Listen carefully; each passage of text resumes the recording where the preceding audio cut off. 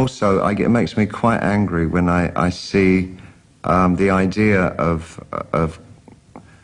the acquisition of knowledge, or trying to search out something, or being curious, or having that great hunger for learning about how life works and how we express ourselves and why, and the society we live in and all that.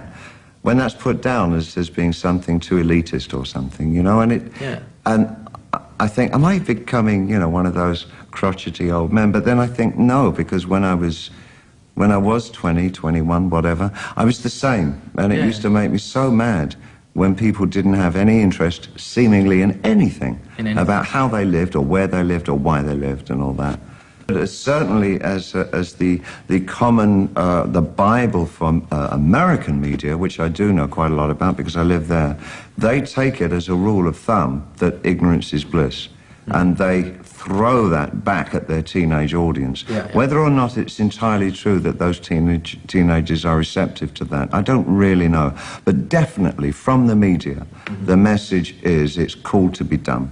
Without doubt, it is what they're pushing. Exactly. I think this is incredibly dangerous. I think one of the dangers of the American way is that it's America first. In everything it does. There is virtually no interest in the ambitions or the feelings or the needs and sensitivities of any other nation. It's all about America first. And that's kind of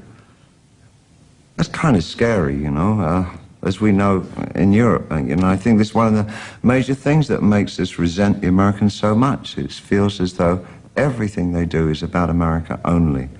Only, firstly, bum, bum, bum, you know, and it's and like, you're being reminded that every morning. And you're being reminded of it constantly. So I think, you know, you kind of, within a little shell, you kind of rebel against it. I'm not an Americanized person. No. I am still very much European, you know, Obviously. when I'm living there.